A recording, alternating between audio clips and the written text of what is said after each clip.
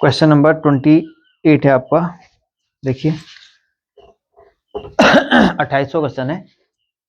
The sum of two number is 6 time their geometrical mean so that the number are in the ratio 3 + 2√2 upon 3 - 2√2। तो हमें दिया हुआ है sum of two number is 6 time. किसी दो number का जो सम है वो उनके ज्योमेट्रिकल मीन के 6 टाइम के इक्वल है। तो माना ए और बी कोई नंबर है, ठीक है, ये जी है ना। तो इनका जो सम है इनके ज्योमेट्रिकल मीन के 6 टाइम है। अब इनका ज्योमेट्रिकल मीन क्या होगा, इसका गुणोत्तर माध्य g² बराबर ए बी, इसका गुणोत्तर माध्य यही तो होगा, या हम कह सकते हैं g बराबर √ab।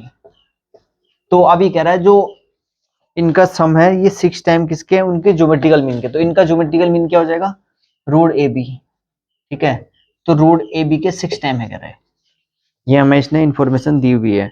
अभी कह रहा है जो नंबर का सम है ए और बी का जो सम है, सॉरी इनका जो रेशियो है ए और बी का जो रेशियो है ये है 3 + 2√2 अपॉन 3 - 2√2, इस रेशियो में है। तो देखिए अब हमें ये इंफॉर्मेशन दी है और हमें ये निकालना है। तो आपने ये पढ़ा होगा पहले, a - b का स्क्वायर कहीं पढ़ा है शायद, ये शायद 9th में है। ये नहीं पढ़ा है तो हम निकाल भी सकते हैं ऐसे। देखिए जो इसकी वैल्यू होगी इसके इक्वली तो होगी ना। अगर हम इसको लिखें a² + b² + 2ab - 4ab, और इससे अगर हम सॉल्व करते हैं तो a² + b² - 2ab, तो ये किसका होता है, a - b का होल स्क्वायर ही तो होता है ना। तो इसको हम इस तरह से लिख सकते हैं। ऐसा क्यों लिखा हमने, क्योंकि हमें a + b की वैल्यू दी हुई थी। तो हमने a - b के होल स्क्वायर को हम लिख सकते हैं a + b का होल स्क्वायर - 4ab। अब देखिए a + b की वैल्यू दे रखी है हमें 6√ab का होल स्क्वायर - 4ab, तो ये हो गया 36ab - 4ab, तो ये आ गया 32ab। 32ab को लिख सकते हैं हम, a - b की वैल्यू आ जाएगी 4√2√ab, ठीक है। अगर देखो हम √32ab को क्या लिख सकते हैं, 16 × 2ab है ना, और ये √16 कितना हो जाएगा 4, 4 बाहर आ जाएगा, एंड √2 × ab, तो हम इसको अलग अलग लिख सकते हैं 4√2 × √ab, ठीक है। तो ऐसे हमने यहाँ पे इसे लिख लिया। अब a - b ये है, a + b है, तो दो इक्वेशन आ गई हमारे पास, a + b है हमारे पास 6√ab। तो इसको इक्वेशन फर्स्ट दे दो, इसको इक्वेशन सेकंड दे दो, ठीक है। अब इसको सॉल्व कर लेते हैं हम, क्योंकि हमें a और b का रेशियो निकालना है, तो a और b की वैल्यू चाहिए ना हमें। तो इक्वेशन सॉल्व करनी आपको आती है, इनको ऐड कर लो। अगर ऐड करेंगे तो ये हो जाएगा 2a - b और +b कट जाएगा, और ये हो गया 4√2ab + 6√ab। तो यहाँ से 2√ab है, 2√ab कॉमन ले लो, तो यहाँ पर बच गया 2√2 एंड ये बच गया 2√2 आ रहा है, ठीक है, +3, ठीक है।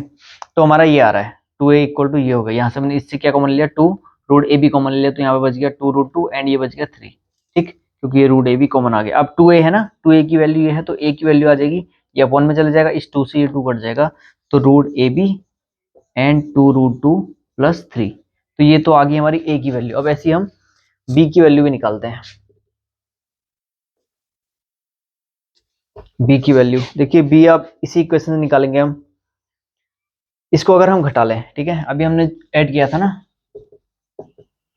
4√2ab और a + b = है 6√ab।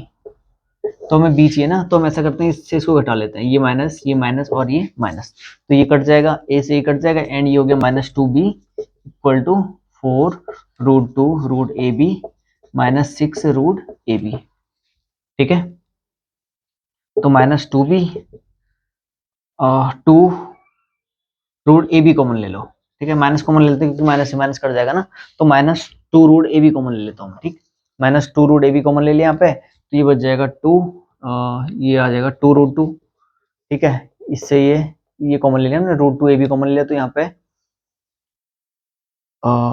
2√2 बच गया, ठीक है, ये बच गया 2√2 एंड यहाँ पे बच गया -3, ठीक। तो अब इस माइनस से ये माइनस कट जाएगा, b उधर जाएगा अपॉन में ना, सॉरी 2 अपॉन में जाएगा, तो ये 2 कट जाएगा, तो b की वैल्यू आ गई √ab एंड 2√2 माइनस 3। ठीक है, तो ए अपॉन बी का रेशियो बोला था हमने, तो ए अपॉन बी का रेशियो निकालो। ए अपॉन बी हो गया root A B and 2√2 plus 3 and ये हो गया रूट ए बी 2√2 माइनस 3। तो इससे ये कट गया, यही पूछ सकता हूँ शायद, एक बार चेक कर लेते हैं इसे। 3 प्लस 2√2 एंड 3 माइनस 2√2, 3 माइनस 2√2, अच्छा ये प्लस ही आएगा। ठीक है ठीक है, देखो अगर हम यहाँ ये कॉमन लिया ना हमने, माइनस 2√ab कॉमन लिया, तो ये तो हो गया हमारा माइनस, ये तो क्या था, ये मिस्टेक हो रही क्या कहीं पे, हमने इससे कॉमन लिया 2√2ab कॉमन लिया, तो ये तो हो गया माइनस 2√2। ठीक है ठीक है, ये तो हमारा माइनस ही आ रहा है, यहाँ पर से माइनस ही आएगा ना, और ये आ रहा है हमारा, हाँ ये प्लस ही आएगा। ठीक है, माइनस टू माइनस प्लस, तो 6√ab। ठीक, एंड अब इस माइनस से ये माइनस कट जाएगा, तो रूट ए बी, एंड इसको आगे पीछे लिख लो, या फिर चलो इसको आगे लिख लेते हैं, इसको पीछे लिख लेते हैं, इससे फर्क तो कुछ नहीं पड़ेगा ना। तो ये हो गया, ठीक है, और एंड ये आ गया 3 माइनस 2√2। ठीक है, तो ऊपर भी यही है और नीचे भी हमने ये प्रूव करना था, 3 माइनस 2√2, और ऊपर भी 2 प्लस √2 प्लस 3 अपॉन 3 माइनस 2√2, या इसको आगे लिख लो, यहाँ भी इसको आगे लिख लो, चलो इसको भी हम आगे लिख लेते हैं, 3 प्लस 2√2। तो ए और बी का रेशियो ये हो गया। ठीक, नेक्स्ट देखिए।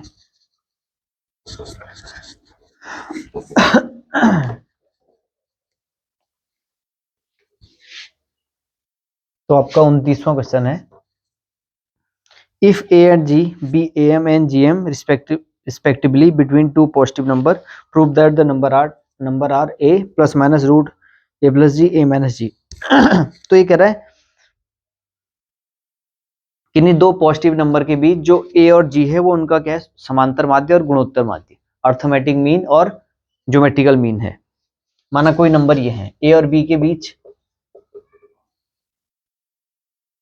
जो a है, माना हमारी संख्याएं जो है नंबर है वो a और b है, इनके बीच जो समांतर माध्य है a है, तो a की वैल्यू क्या हो जाएगी, a प्लस बी अपॉन 2, ये हमें दिया हुआ है ना, ये इसके बीच समांतर माध्य है, और g क्या है, इन दोनों के बीच गुणोत्तर माध्य है, ज्योमेट्रिकल मीन है, और g अगर ज्योमेट्रिकल मीन है तो जी स्क्वायर की वैल्यू किसके इक्वल आ जाएगी, ए बी के इक्वल आ जाएगी।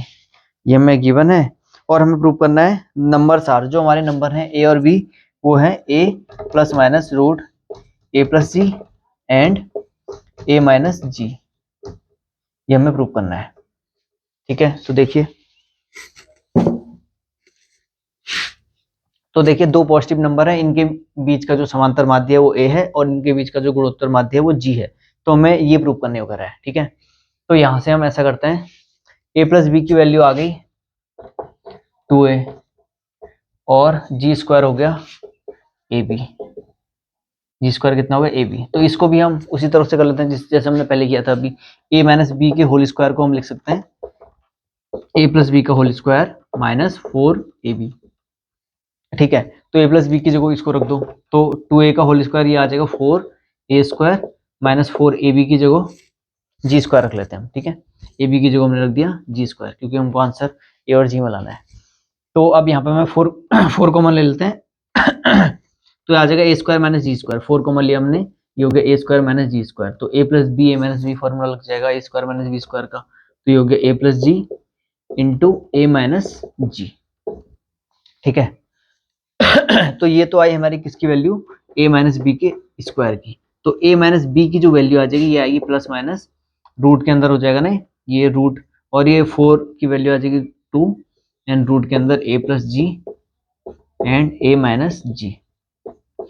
ठीक है, अब a माइनस बी ये है, a प्लस बी है, दो इक्वेशन बन गई हमारे पास, एक इक्वेशन ये है, दूसरी इक्वेशन है हमारे पास a plus B equal to 2a। ठीक है, तो इक्वेशन को सॉल्व कर लो, हम दोनों को ऐड कर लेते हैं, दोनों को ऐड करेंगे तो b से b हट जाएगा, तो 2a, एक बार हम प्लस वाला लेते हैं, एक बार या प्लस वाला ले लो या माइनस वाला ले लो, ऐसा करते हैं प्लस वाला लेते हैं। ठीक है, इसकी वैल्यू तो ये आएगी ना प्लस माइनस, आप प्लस लो या माइनस लो आंसर सेम ही आना। ठीक है, मैं प्लस वाला ले रहा हूँ एक बार, तो a हमने निकाल लिया 2a हो गया, एंड यहाँ इसको और इसको ऐड करें ना, तो इसमें 2 कॉमन आ जाएगा, 2 कॉमन ले लेंगे तो आ जाएगा a plus root a plus g and a minus ji.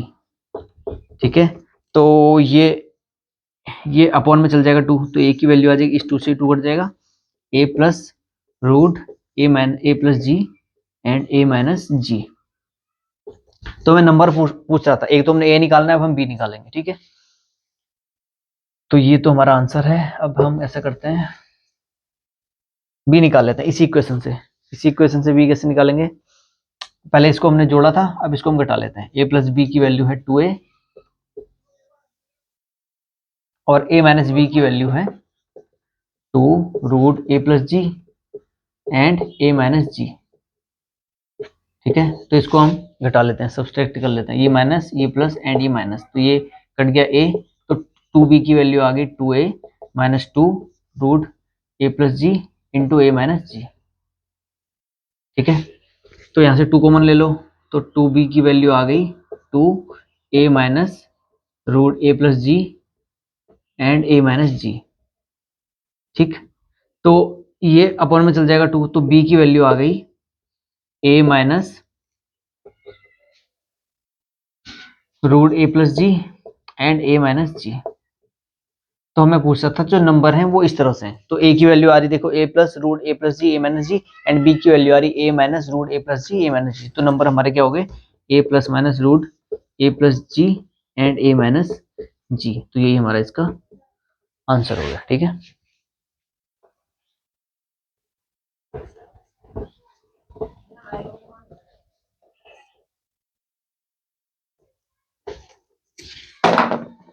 Question number 30 है आपका। देखिए 30वां क्वेश्चन ये कह रहा है, the number of bacteria in a certain culture doubles every hour if there were 30 bacteria present in the culture originally, how many bacteria will be present at the end of second hour, fourth hour and nth hour. तो ये कह रहा है कि कोई bacteria है जो starting में वो था 30 बैक्टीरिया थे वहाँ पे, और वो हर घंटे बाद अपना डबल होते जा रहा है, जितना पहले था 1 घंटे बाद उसका डबल, दूसरे घंटे बाद फिर उसका डबल, ऐसे करके डबल होते जा रहा है। तो मैं पूछ रहा है वो दूसरे घंटे बाद कितने बैक्टीरिया हो जाएंगे, चौथे घंटे बाद कितने हो जाएंगे और nवें घंटे बाद कितने बैक्टीरिया हो जाएंगे। तो देखिए, अब बैक्टीरिया स्टार्टिंग में कितने थे, 30 बैक्टीरिया थे, और 1 घंटे बाद ये हो गए दुगना हो जा रहे हैं, तो 60 हो जाएंगे। दूसरे घंटे बाद कितने हो गए, 120। तीसरे घंटे बाद 240, इसका दुगना हो रहा है ना, और चौथे घंटे बाद इसका दुगना 480, ऐसे करके।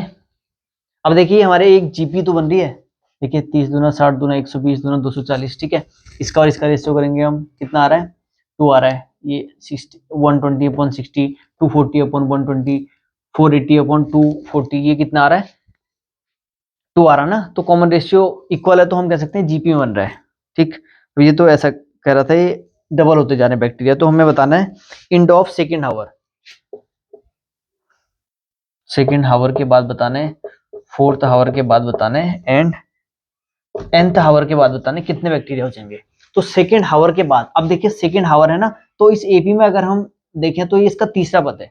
पहला पद इसका ये हो गया, A1 ये हो गया, A2 ये हो गया, A3 ये हो गया, A4 ये हो गया, A5 ये हो गया। अब वो कह रहा है दूसरे घंटे बाद, दूसरे घंटे बाद मतलब तीसरे पद की बात कर रहा है। ठीक, तो तीसरा पद क्या है हमारे पास, A3, तो AR स्क्वायर हो जाएगा। ठीक, तो A हमको पता है 30, R हमको पता है 60 अपॉन 30 कितना हो गया, 2 का स्क्वायर, तो 4×3=12, वैसे भी यहाँ लिखा है हमने। ठीक है, तो दूसरे घंटे बाद कितने हो जाएंगे, 120, और ऐसे ही चौथे घंटे बाद कितने हो जाएंगे, 480, इसको भी निकाल लेते हैं हम। चौथे घंटे बाद कर रहे हैं, मतलब इस एपी का 5वां टर्म है, तो A5 कितना हो जाएगा, AR की पावर 4, तो ये हो गया 30 एंड R की जगह है 2 एंड 4, तो 16×3=48। ठीक है, तो चौथे घंटे बाद इसमें ये हो जाएंगे, और nवें घंटे बाद कर रहा है, तो देखो चौथे घंटे में करा था, इस एपी का एक ज्यादा टर्म है ना, जैसे दूसरे घंटे में करा था, तीसरे घंटे में करा था, तो अच्छा दूसरे घंटे में करा था ना, दूसरे घंटे मतलब इस एपी का तीसरा टर्म है, जो पहला घंटा यहाँ से स्टार्ट हो रहा है, क्योंकि यहाँ तो इनिशियल में 30 थे, 1 घंटे बाद इतने हो गए, दूसरे घंटे बाद इतने, तीसरे घंटे बाद इतने, चौथे घंटे बाद इतने। तो जो nवां घंटा होगा वो इससे एक पद एक ज्यादा होगा, इस एपी का एक ज्यादा पद होगा ना, तो nवां पद कितना होगा, ये n+1 की बात कर रहा है, इस एपी का हमारा n+1वां पद होगा। तो जैसे nवां पद होता है ना, ए आर की पावर n-1, तो n+1वां पद क्या होगा, r की पावर n, तो ए आर की पावर n। ठीक है, तो ए की जगह रख दो 30, r की जगह 2 की पावर n। तो ये फिलहाल सॉल्व नहीं कर सकते हम, इसको ऐसे ही रख देंगे। इसका आंसर एक बार चेक कर लेते हैं हम, ठीक। तो क्वेश्चन नंबर 31, 20, 480 एंड 332 की पावर n, तो ये हमारा इसका आंसर हो गया, ठीक। नेक्स्ट देखिए,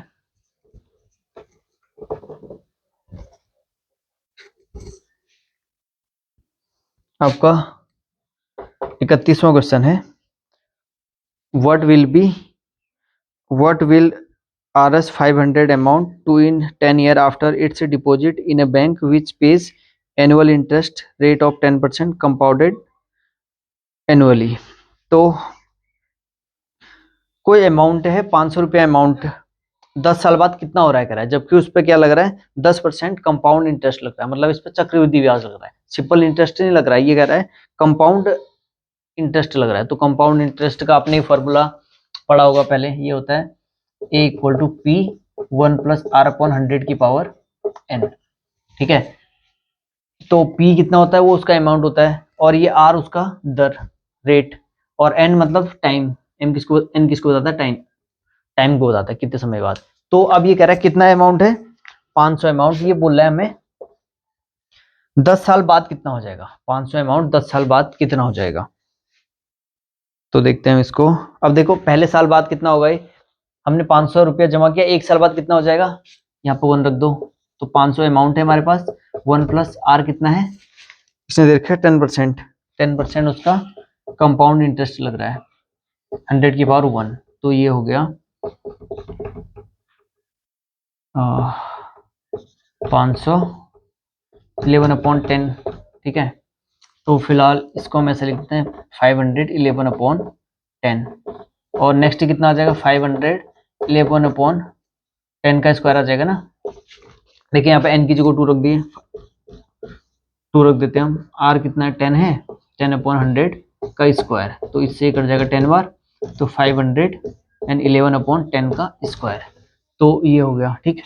ऐसे ही फिर होगा 511/10 क्यूब अप टू सोन, ठीक है। तो आप देखिए ये भी हमारी जीपी बन रही है, क्योंकि इसमें इसका और इसका रेशियो करेंगे तो 11/10 ही आ रहा है, इसका और इसका रेशियो करेंगे, इससे तो 500 से 500 कट जाएगा, तो 11/10। इसका और इसका रेशियो करते हैं तो 5 से 500 कट जाएगा और 11/10 ही आएगा। इसका और इसका रेशियो कर लो, तो ये हमारे किस में बन रहा है, जीपी में बन रहा है। अब हमें पूछ क्या रहा था, कौन सा क्वेश्चन है, 31 है ना, 10 ईयर आफ्टर, तो 10 साल के बाद। तो देखिए एक साल के बाद कितना हो गया, इतना हो गया, ठीक। पहले इतना था ना, एक साल के बाद इतना, दूसरे साल के बाद इतना, तीसरे साल के बाद इतना। तो अब ये 10वें साल के बाद बोला है, 10वें साल के बाद मतलब 11वें साल में। तो 11वां साल, A11 निकालना है हमने, ठीक है। 11 साल बाद इस एपी का 11वां टर्म में तो होगा भाई, जैसे ये पहला साल है ना, हमने 500 रुपया रखा, एक साल बाद इतना हो रहा है, दूसरे साल बाद इतना, तीसरे साल बाद उतना। तो ये बोला 10 साल बाद, 10 साल बाद मतलब 11वें साल, 11वां कौन सा पद की बात कर रहा है, हमारे एपी का 11वां पद हो गया, ठीक। जैसे पहला पद ये है, दूसरा ये है, तीसरा ये है, तो ये 11 साल बाद बोला ना, एक साल बाद इतना हो गया, 2 साल बाद इतना, तो 10 साल बाद बोला। 10 साल बाद मतलब अभी 11वां टर्म में तो आ रहा है हमारा, जैसे ये पहला साल था तो इस एपी का दूसरा टर्म आ रहा है, तो 11वें साल बाद, तो ये हो जाएगा ए आर की पावर 10, ठीक। तो ए की जगह रख दो 500